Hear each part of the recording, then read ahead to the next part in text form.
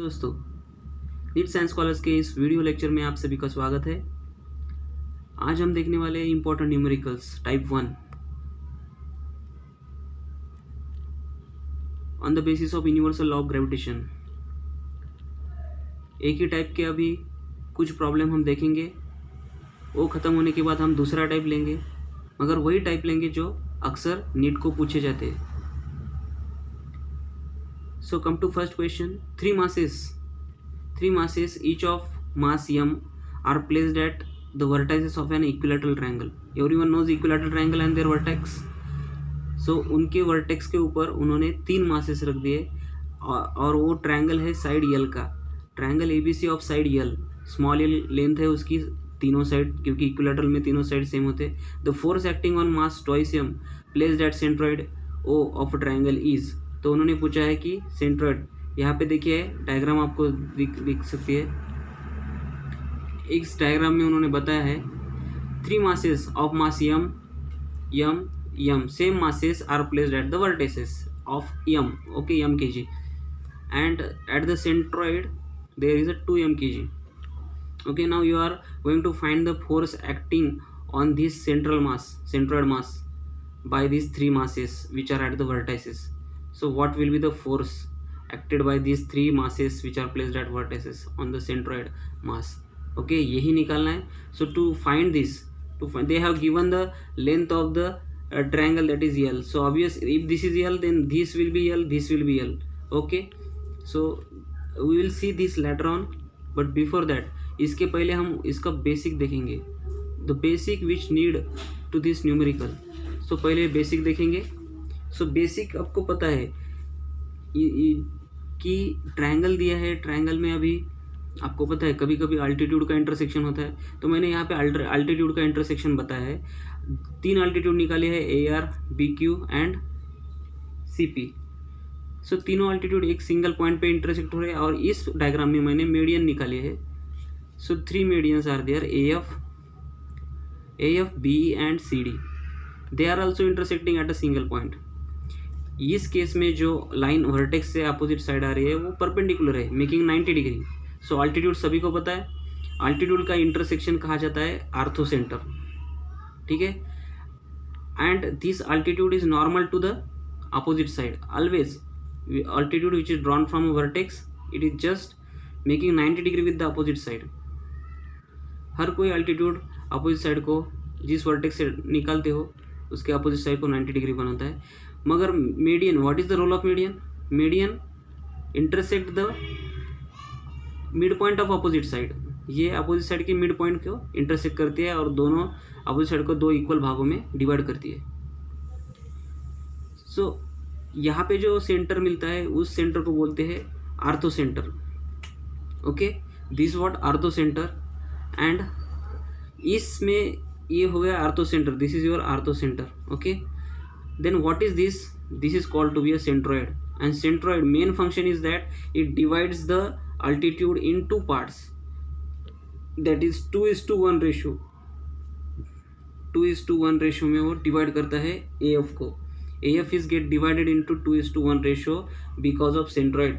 so हर कोई median पे यही होगा 2:1 2:1। ओके, सो यहाँ पे आप बोल सकते हो AF का 3 पार्ट में अगर डिवीजन कर दिया तो 2 पार्ट जाएगा AO को और 1 पार्ट जाएगा OF को। Okay, so these are the mid points, D, E and F are the mid points, and median is that line which joins the midpoints and vertex of the triangle. These are the 3 vertex ABC. Okay, so this was the basic. Now the triangle, if triangle is a equilateral triangle, then what will happen? Obvious, many things will get changed। कौन सी चीज़ें बदल सकती है? अगर मैंने equilateral triangle यहाँ पे लिया तो मीडियन और अल्टीट्यूड दोनों कोइंसाइड हो जाएंगे। एंड वन मोर थिंग, आपको ये भी पता होगा, एंगल बाइसेक्टर पता है आपको? एंगल बाइसेक्टर पता है? ट्रायंगल है उसको एक एंगल बाइसेक्टर होता है, means that divides the angle in 2 parts. अगर ये देखिए ये 60 का होगा तो इसे ये एंगल बाइसेक्टर 30-30 में डिवाइड करेगा। Okay, so this is what angle bisector concept. अभी इसमें भी ना इक्विलैटरल ट्रायंगल में भी अल्टीट्यूड, मीडियन और एंगल बाइसेक्टर तीनों एक ही कोइंसाइड हो जाते हैं, तीनों एक के ऊपर एक आते हैं। तो ये इक्विलैटरल ट्रायंगल बहुत बड़ा कंसेप्ट है। You know that all the angles of equilateral triangle are 60 degree. Okay, all the sides are congruent to each other. सभी साइड एक दूसरे को इक्वल लेंथ में होती है। अगर ये यल होगी तो ये भी यल होगी, ये भी यल होगी।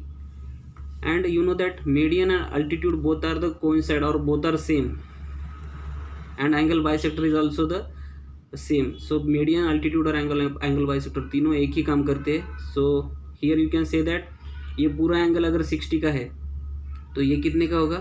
30 का। Why? Because B also angle bisector, it is also median, it is also altitude.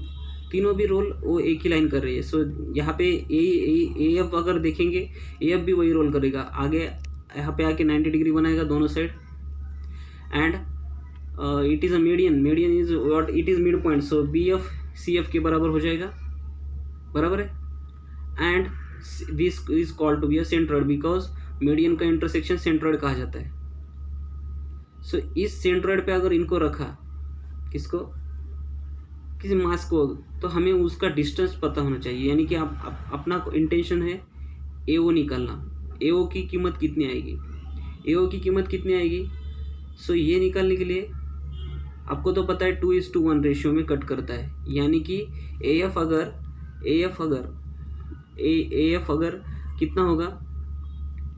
A F अगर 3 पार्ट होगा तो 2 पार्ट जाएगा ए ओ को। यानी कि आप कह सकते हो कि A O is equal to what? या आप कह सकते हो A O is equal to 2/3 of, यानी कि ए एफ पूरा ए एफ क्या है? 3 पार्ट्स है अगर होंगे तो आप ए ओ को कह सकते हो A O is what? 2/3 of whole distance, that is A F. ये ध्यान में रखिए, यही हमें वहाँ पे यूज़ करना है, ठीक है।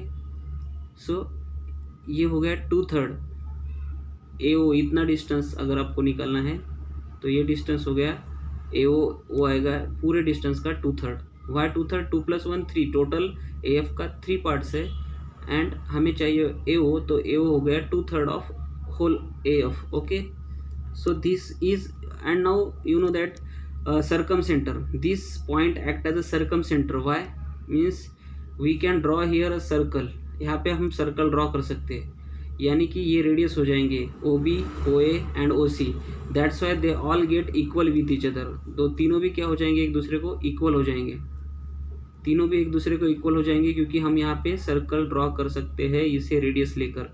सो यहाँ पे भी वो सर्कल कट करेगा और यहाँ पे भी कट करेगा। मीन्स ये रेडियस हो गया centre to outer distance, that is radius. ये भी रेडियस हो गया, ये भी रेडियस, तीनों भी डिस्टेंस इक्वल हो जाएंगे। याद में रखना है।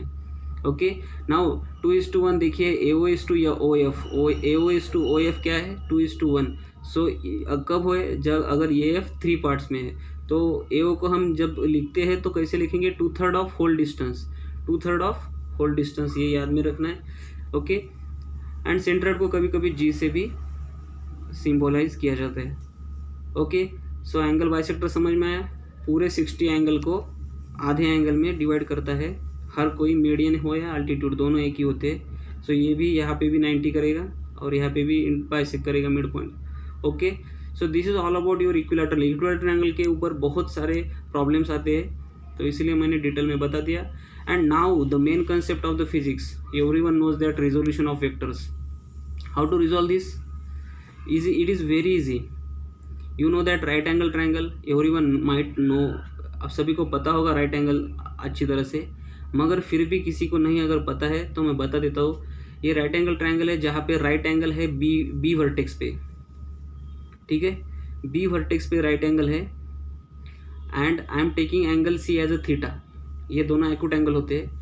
ये हाइपोटेनस कहलाया जाता है। इसके अपोजिट वाली जो साइड है 90 डिग्री के अपोजिट वाली जो भी साइड होते हैं उससे हाइपोटेनस कहा जाता है। सो यहाँ पे ए सी हाइपोटेनस होगा और ये पी दिया है डिस्टेंस, यानी कि ये परपेंडिकुलर है। परपेंडिकुलर भी बोल सकते हो, अल्टीट्यूड, हाइट, कुछ भी बोल सकते हो। ये हाइट साइड के ऊपर आती है ट्रायंगल में, राइट एंगल ट्रायंगल में। ये बेस है इसलिए बी लिया मैंने distance. Now everyone knows that sine theta कैसे निकालते हैं। That formula everyone knows that is opposite side to theta upon hypotenuse. So opposite side to theta is what? Opposite side to theta is A B. So A B upon that is your hypotenuse. Hypotenuse is h. And AB is what? AB is nothing but p. AB is nothing but p. So what will be the value of p then? P क्या होगा?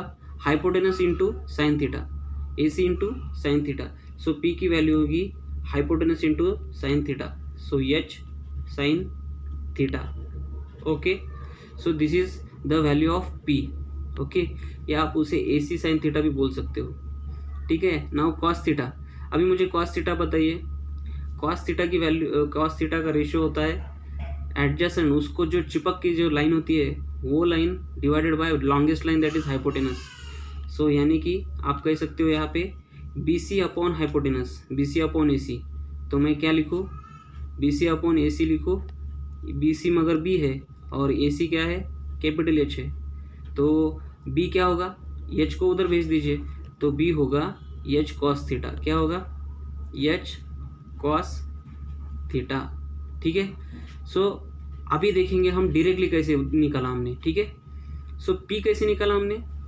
अभी directly अगर आपको निकालना है तो देखिए, जो साइड अटैच होती है, जो साइड एंगल को अटैच होती है, उससे आपने बोलना है हाइपोटेनस लेकर H cos थीटा. ठीक है. और जो साइड अपोजिट है, जो साइड अपोजिट है उस साइड को हाइपोटेनस देकर साइन थीटा लगाना है. ठीक है. अभी ये साइड थीटा को अटैच है, इसीलिए मैं इसे इस साइड को क्या बोलूँगा? B को क्या बोलूँगा मैं? 1 मिनट. मैं यहाँ पे B को क्या बोलूँगा? सो B is hypotenuse length into, because it is attach ना, उसको एडजेसेंट है. एडजेसेंट होने से वजह हमें cos थीटा लेना पड़ता है कभी भी. और ये साइड कैसी होगी? P होगी hypotenuse into sine theta. Why? Because it is opposite to theta. Hypotenuse into sine theta, H sine theta. ऐसे तुरंत लेने अगर आया आपको तो रिजोल्यूशन बहुत ईजी आ जाएगा. ठीक है. Now come to resolution. Resolution, किसी भी दिए हुए फोर्स को रिजॉल्व कैसे करेंगे? रेक्टेंगुलर कंपोनेंट से. Everyone knows that how to resolve a given force. You have to write a rectangular, just make a rectangle over here. Okay, like this. आपको एक लाइन निकाल के फिर उसको ही परपेंडिकुलर दूसरी लाइन निकालनी है. Okay. Now this is what component. Which component? Rectangular component of this whole that given vector.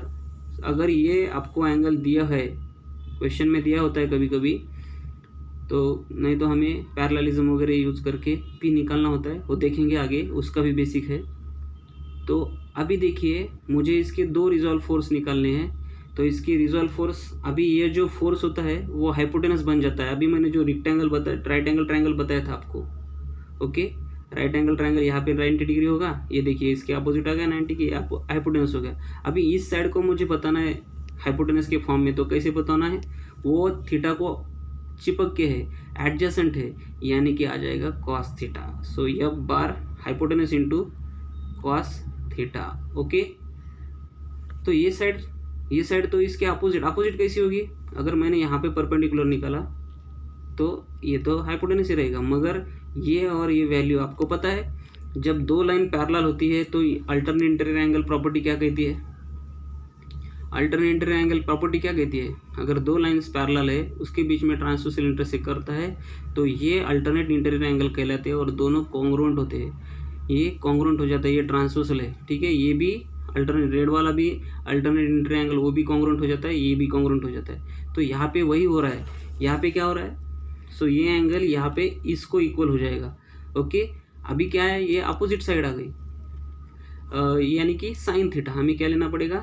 Hypotenuse into sine theta. इस तरह से एक फोर्स को मैंने रिजॉल्व कर दिया. ठीक है.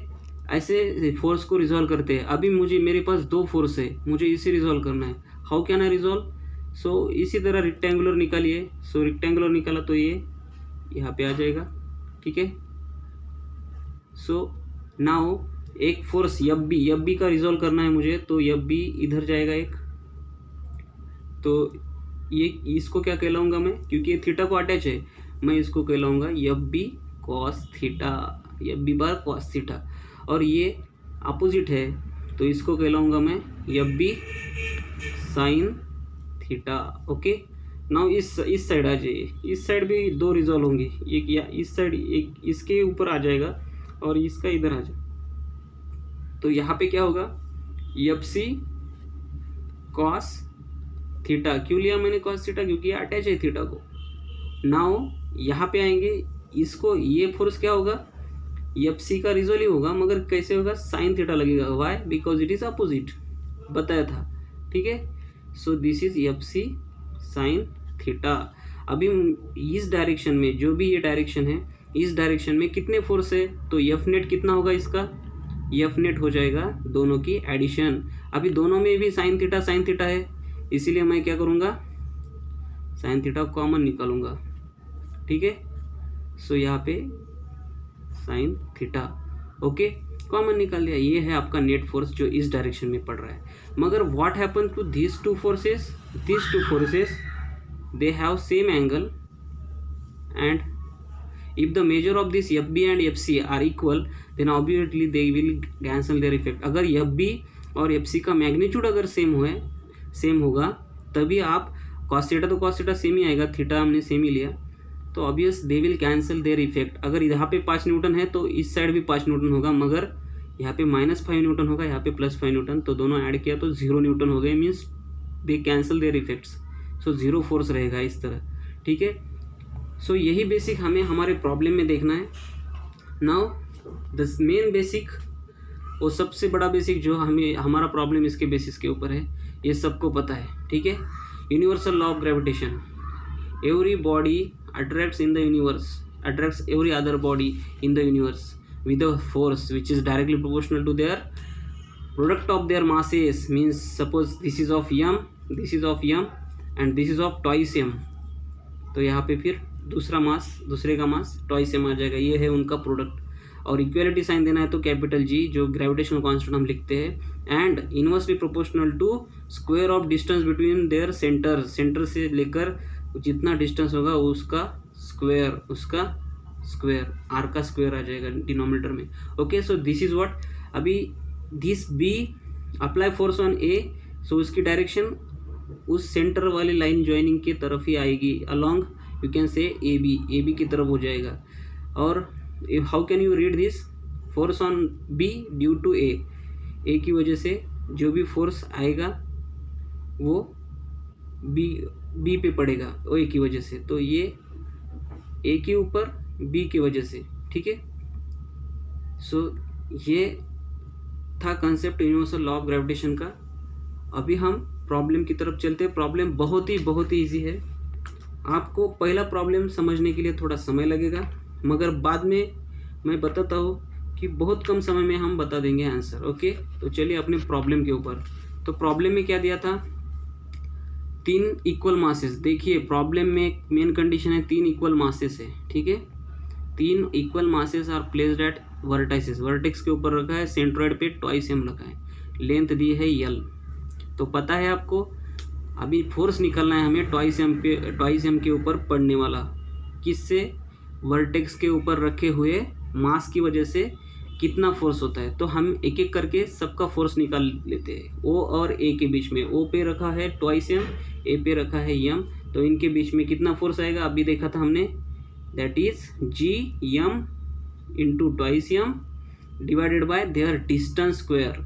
Distance between them is what, OA। This is the problem now, but we have solved it. हमने वो किया था, कैसे किया था, हमने यहाँ पे परपेंडिकुलर डाला था, याद है आपको। इक्विलैटरल ट्रायंगल में अगर परपेंडिकुलर डाल दिया तो क्या होगा है, वो मीडियन भी होता है, वो अल्टीट्यूड भी होता है। सो ऑब्वियसली ये आया, ठीक है। नाउ सी हियर, यहाँ पे मैंने किया है सो ताकि आपका समय बच जाए, ओके। यहाँ पे देखिए क्या किया मैंने, इक्विलैटरल ट्रायंगल है ये पूरा, स्काई डियल है, और मैं ऐसा अल्टीट्यूड डालता हूँ तो मुझे एक राइट एंगल ट्रायंगल मिलता है, रेड डॉट वाला। सो इसमें ये एंगल D 90 पे होता है, ये एंगल 60 होता है। तो मैं साइन 60 अगर लूँ तो क्या आएगा, साइन थीटा पता है, अपोजिट साइड अपॉन हाइपोटेनस। तो यहाँ पे अपोजिट कौन है, 90 डिग्री को अपोजिट, यानी कि हाइपोटेनस L है, और अपोजिट साइड 60 को कौन है, AD है। तो आएगा यहाँ पे opposite side upon that is hypotenuse L है। तो मुझे बताए, तो एडी अल्टीट्यूड कहा जाता है, ठीक है, एडी को अल्टीट्यूड कहोगे, तो एडी कितना आएगा इसके ऊपर से, मुझे बताओ यहाँ पे एडी कितना आएगा, एडी विल बी व्हाट, इसको देख के आप मुझे एडी बताओ। यल उधर जाएगा, साइन 60 को मल्टीप्लाई करेगा, मगर आपको पता नहीं साइन 60 की वैल्यू कितनी है, साइन 60 की वैल्यू है √3/2 ये तो पता है सबको, साइन 60 की वैल्यू है √3/2, तो यही वैल्यू वहाँ पे रखनी है। आप चाहे तो स्क्रीनशॉट ले सकते हो, ओके। तो चलिए यही वैल्यू यहाँ पे रख देते हैं, साइन 60 के साथ यल मल्टीप्लाई हो जाएगा, साइन 60 के साथ यल मल्टीप्लाई हो जाएगा, तो यहाँ पे यल इंटू साइन 60 यानी √3/2 आ जाएगा, ठीक है। तो ये हो गया √3l डिवाइडेड बाय 2, ओके। सो यल यानी साइड, यल यानी, सो यहाँ पे मैं यल लिखता हूँ, ये साइड है, सो √3/2 इंटू साइड, ये जस्ट समझने के लिए, कनेक्शन लेने के लिए, रिलेशन लेने के लिए, रिलेशन क्या होगा फिर अल्टीट्यूड का और साइड का, √3/2 टाइम्स साइड, इक्विलैटरल ट्रायंगल अगर होगा तो, क्योंकि साइड एंगल तो नहीं बदलता है, एंगल चेंज नहीं होता है ना, तो √3/2 इंटू साइड, साइड कितना है, यल है, तो ये आ गया √3/2 into L, okay, √3/2 into L. So this is, अभी इसे शॉर्ट में ऐसे लिख सकते हो आप, √3l/2, √3l/2 ऐसे शॉर्ट में लिख सकते हो। बट हमें तो निकालना है AO, सेंट्रॉइड से लेकर वर्टेक्स तक जो डिस्टेंस है ये निकालना है हमें, ये चाहिए होता है ना, फोर्स निकालते वक्त यही तो रुके थे हम, इनके बीच वाला डिस्टेंस नहीं पता था, तो वो डिस्टेंस कैसे निकालेंगे, तो उस डिस्टेंस के लिए पहले भी बताया था मैंने कि सेंट्रॉइड 2:1 में डिवाइड करता है, यानी कि AO अगर लिखोगे तो पूरे AD का 2/3 होगा, पूरे AD का 2/3 होगा, मगर AD तो हमने निकाल लिया, तो 2/3 किसका होगा, 2/3 होगा √3/2 यल का, क्योंकि वो AD की वैल्यू है, ठीक है, ओके। और सभी को पता है 3 यानी क्या है, √3 इंटू √3, ओके। सो यहाँ पे एक √3 कैंसिल होके डिनोमिनेटर में √3 आएगा और 2 कैंसिल हो जाएगा, यानी कि L/√3 आ जाएगा AO का डिस्टेंस, यानी कि मास m and mass 2m are placed at distance L/√3, L is a side length of equilateral triangle, okay। तो हमारा FOA कितना आएगा, F/OA, इसके और इसके बीच में हमें तो अंतर मिल गया, उनके बीच में अंतर कितना था, OA हमें मिल गया था L/√3, ठीक है, ओके, L/√3 ये डिस्टेंस मिल गया। अभी OA का स्क्वायर क्या आएगा, L का भी स्क्वायर होगा और √3 का भी स्क्वायर होगा, सो L²/3 आएगा। तो ऑब्वियस फोर्स FOA कितना आएगा, F/OA कितना आएगा, that is G/m, twice m है तो m इंटू m स्क्वायर हो जाएगा और ट्वाइस यहाँ पे आ जाएगा, यहाँ पे L²/3 है, OA का स्क्वायर, नीचे OA का स्क्वायर आता था, तो यहाँ पे आएगा L²/3। तो अभी ये 3 डिनोमिनेटर में है, वो ऊपर जाता है, यू नो दैट A/B है, ओके, और C/D है, तो क्या होता है, D will go to A and B और C की मल्टीप्लिकेशन होगी डिनोमिनेटर में, यानी कि AD/BC आपको मिल जाएगा, AD/BC मिल जाएगा। तो यहाँ पे क्या होगा, 3 will go to numerator, 3 to the 6 GM² ये हमें FOA मिलेगा, ठीक है। FOA अगर इतना है तो मुझे बताइए इस ट्रायंगल में FOA अगर, यानी कि ट्वाइस m और m के बीच में 6GM² अपॉन L² अगर फोर्स है, ठीक है, तो FOB कितना होगा और FOC कितना होगा, FOB और FOC कितना होगा, obviously they will equal, why, because their distance is same and mass also same. Mass इधर m है, उधर 2m है, इधर m है, उधर 2m है, दोनों डिस्टेंस सेम है क्योंकि वो सर्कम सेंटर है। Centroid is called to be circumcentre. Circumcentre होने की वजह से वो OA OB OC रेडियस हो जाते हैं, OA OB AC रेडियस हो जाते हैं, वो सर्कम सर्कल के are called to be a radius of circumcircle. Circumcircle के वो रेडियस हो जाएंगे, ठीक है, इसीलिए वो कॉन्ग्रुएंट हो जाते हैं, ठीक है, इसीलिए वो कॉन्ग्रुएंट हो जाते हैं। सो इसीलिए इसी कारण उसमें तो कुछ भी बदला नहीं, तो तीनों भी फोर्स एक ही आएंगे। क्या आएंगे, जो हमारा क्या आया था 6gm², okay, 6mgm², 6gm² upon L², okay, तो यही आया था, ठीक है, ये ब्रैकेट नहीं है, ऐसा ही है, okay, 6gm² upon L²। So this is the value of all the forces. तीनों भी फोर्सेस एक दूसरे के लिए सेम हो जाएंगे। अभी आपको एक क्या करना है, इनके ऊपर पैरेलल लाइन निकालनी है एक, okay, so that you have to resolve the force. कैसे रिजॉल्व करोगे फोर्स को? फोर्स को अगर रिजॉल्व करना है, now you have to resolve the forces which acts along this direction and this direction, that is this force is, we called it as a FOA bar, okay, but what about these two forces? This is what FOB bar and this is what FOA bar, FOC bar, okay. Now we have to resolve this. Without resolution we can't say how much force act on this centroid mass, that is twice m, okay, centroid पे रखे हुए twice m मास पे कितना force act हो रहा है वो हम तीनों की वजह से बता नहीं सकते। So we have to resolve this, क्योंकि they are some angles, you know that this we have seen that OB that acts as an angle bisector na, so whole angle is of 60 degree, so obvious this angle will be of 30 degree, bisect हो करेगा वो angle को on the this side, this पूरा angle 60 degree का, और ये कितने का हो जाएगा 30 डिग्री का। और हमने पहले देखा था कि how to resolve force, force को कैसे रिजॉल्व करना है हमने देखा था। देखिए यहाँ पे मैंने वही लिया था, उसी तरीका लिया था, ये फोर्स इस साइड, ये फोर्स इस साइड। सो दोनों को कैसे रिजॉल्व किया था हमने, इसको दिस इज थीटा, थीटा का क्यों आया, क्योंकि पैरेलल लाइन है ना ये, और ये मैंने पैरेलल लाइन निकाली थी। सो ये अगर 30 होगा तो ये भी 30 हो जाएगा। सो ये 30 है तो ये भी cos 30 एंड ये भी sin 30। अब कैसे दो रिजोल्यूशन फोर्स मिलेंगे, और इस डायरेक्शन में इसके दो resolution, FC cos theta and FC sin theta. यहाँ पे थीटा यानी 30 डिग्री है, okay, and F net will be what then, FB bar plus FC bar into sine theta. Sine theta means sine 30। अभी आपको sign 30 की value मिलेगी, तो अब आप F नेट और ये दोनों क्या करेंगे एक दूसरे को, they will cancel their effects, okay.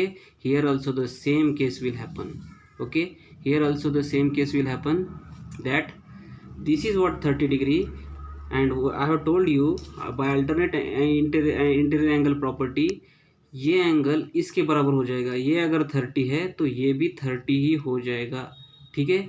सो यही हम यहाँ पे प्रॉपर्टी यूज़ कर रहे हैं, ठीक है। So this will be of now 30 degree, ये भी 30 का हो जाएगा, ये भी 30 का हो जाएगा, ओके। सो अभी बताइए मुझे आप क्या रिजॉल्व कैसे करेंगे दो force. First force will go to this side, so FOB bar resolve हो गया, मगर इसको ये एडजेसेंट साइड है इसीलिए इसको cos 30 लग जाएगा, ठीक है। और इस साइड आ जाएगा इसका, इस साइड आ जाएगा इसका FOB बार sin 30, इस साइड आ जाएगा FOB बार sin 30। अभी इसका रिजोल्व करते हैं, इसका क्या आएगा इस साइड FOC बार cos 30। क्यों cos 30, क्योंकि वो एडजेसेंट है, एंगल इज एडजेसेंट, चिपक के है उसको, यानी कि cos 30, ये हाइपोटेनस एक्ट कर रहा है, सो इसलिए। और इस साइड अगर इसका फोर्स रिजॉल्व फोर्स निकालेंगे तो वो क्या होगा FOC बार sin 30, इसमें भी sin 30, इसमें भी 30। सो F नेट मैं बोल दूंगा, उन दोनों के जो कॉम्बिनेशन का फोर्स है उसे हम F नेट बोल देंगे। सो F नेट कितना आएगा FOB बार प्लस जो भी इसका मैग्नीट्यूड होगा FOC bar and common out sin 30 common out निकाला तो ऐसे आएगा। सो अभी आपको समझ में आया होगा कि FOA बार और एफ नेट, ये दोनों अपोजिट डायरेक्शन में है। एफ ओ बार उधर जा रहा है तो एफ नेट इधर आ रहा है, ठीक है। So obviously the force are acting opposite to each other. Now calculate them, ये तो हमने कैलकुलेट कर दिया। ये कितना आया था हमारा 6gm² अपॉन यल स्क्वेयर। अभी हमें पता है ये भी 6gm² अपॉन यल स्क्वेयर है, ये भी 6gm² अपॉन यल स्क्वेयर है, मगर साइन 30 कितना है, साइन 30 कितना है, साइन 30 कितना है, see sine 30 is a half, sine 30 is a half, तो ये हाफ वैल्यू हम वहाँ पे रख देंगे। So if we place here half, तो इन दोनों की एडिशन कितनी होगी, 6gm² अपॉन यल स्क्वेयर, 6gm² अपॉन यल स्क्वेयर, सब कुछ सेम है, डिनोमीटर भी सेम है, तो 6 + 6 12 हो जाएगा, 12gm² अपॉन यल स्क्वेयर आ जाएगा, मगर इधर तो हाफ हो रहा है इसका, अभी वैल्यू देखी थी ना हमने हाफ, तो ये फिर से वही 6gm² बन जाएगा, 6gm² अपॉन यल स्क्वेयर बन जाएगा। यानी कि एफ नेट जो कि अपोजिट है किसको, एफ ओ ए को, एफ ओ ए को अपोजिट है, तो दोनों की वैल्यू कितनी आई, दोनों की एफ ओ ए की। सो रिजल्टेंट फोर्स अभी निकाल सकते हैं। रिजल्टेंट फोर्स कैसे निकालना है, just by taking their directions. So F resultant अगर मैं निकालूं तो एफ रिजल्टेंट मिलेगा मुझे एफ ओ ए बार जो भी बड़ा होगा, क्योंकि एफ ओ बार माइनस एफ नेट, सो इसमें से एफ नेट निकलना होगा। सो this is what resultant force, ये रिजल्टेंट फोर्स होगा। एफ आर अगर रिजल्टेंट है तो एफ ओ ए बार में से एफ नेट सब्ट्रैक्ट होगा, यानी कि आपका क्या आएगा, एफ ओ ए बार तो 6gm² अपॉन यल स्क्वेयर था, और ये कितना आया, ये भी उतना ही आया 6gm² अपॉन यल स्क्वेयर, तो दोनों में से सेम अगर गए तो फिर कितने रहते हैं, 0। So your resultant force on the mass 2 ICM which placed at the centroid is 0. So your correct option is what? Your correct option is 0. Okay students. तो अभी शॉर्ट ट्रिक ये होगी कि अगर सेंट्रॉइड पे कितना भी मास हो, सेंट्रॉइड पे कितना भी मास रख दिया जाए, अगर वर्टाइसेस पे अगर सेम मास हो तो 0 ही आना है, 0 ही आना है, ठीक है। सेंट्रॉइड पे कितना भी मास रहने दो, मगर वर्टेक्स के ऊपर अगर तीनों वर्टेक्स के ऊपर अगर सेम है तो आप सीधा 0 की तरफ जाइए, ठीक है। क्योंकि अगर वर्टेक्स पे अगर डिफरेंट मास हो तो फिर क्या होगा, उनका फोर्स बदल जाएगा, ठीक है ना। अभी यहाँ पे क्या हो रहा था, साइन 30 लग रहा था, साइन 30 लगने की वजह से हाफ हो रहा था, दोनों की एडिशन भी कर रहे हैं और हाफ भी कर रहे हैं, यानी कि वही रह रहा है, वो चेंज नहीं हो रहा है ना, दोनों की एडिशन कर रहे हैं, एडिशन करके ट्वाइस हो रहा है, और फिर से साइन 30 से हाफ कर रहा है, यानी कि 2 फिर से कैंसिल हो रहा है। सो वही फोर्स रहेगा जो एफ ओ ए के समान होगा। सो इसीलिए दोनों cancel effect, they will cancel their effect, दोनों एक दूसरे को कैंसिल कर देंगे और 0 आएगा। अभी इसी तरह अभी देखिए कितना फास्ट आपको आंसर आएगा। मैंने क्या बताया, तीनों वर्टेक्स के ऊपर अगर सेम मास हो और अंदर कितना भी मास हो, that the centroid mass will not affect your force, okay. वो कितना भी हो, इसके लिए भी उतना ही है, इसके लिए भी उतना ही, इसके लिए भी उतना ही है, सबके लिए वो। अगर मैं यहाँ पे 6m भी रख दूँ तो इसके लिए भी 6m रहेगा, इसके लिए भी, सबके लिए भी। सो इसमें चेंज नहीं होगा, दैट विल नॉट अफेक्ट। अगर मास अगर डिफरेंट रखी मैंने तीनों वर्टेक्स पे, तो आपको मैंने जैसे किया वैसे ही करना पड़ेगा, okay. Let us see next problem. See here they are saying that in question 1 if the mass placed at vertex A is doubled।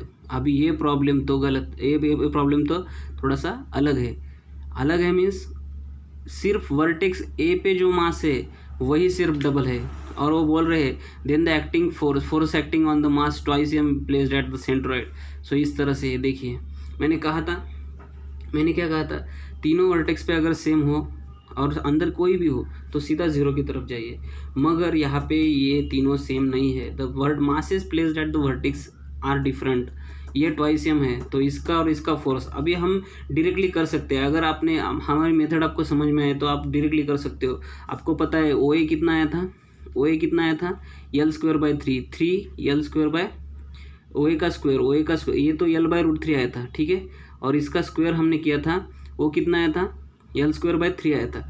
सो चलिए एफ ओ ए फोर्स निकालते हैं। F O A force will be what, G, इसका mass twice M, इसका भी mass twice M, और divided by L square by 3, L square by 3 जाएगा फिर से ऊपर, ये मैं ऊपर लिखता हूँ, ठीक है।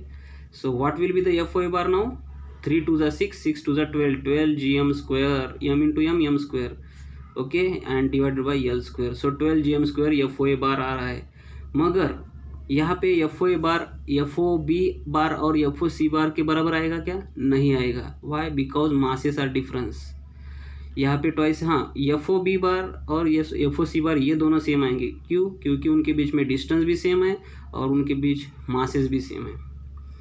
So here F O B bar और एफ ओ सी बार कितना आएगा फिर, जस्ट अर्लियर पहले तो हमने निकाल दिया था, पहले की प्रॉब्लम में कितना आया था, 6 G M square upon L square, ठीक है ना।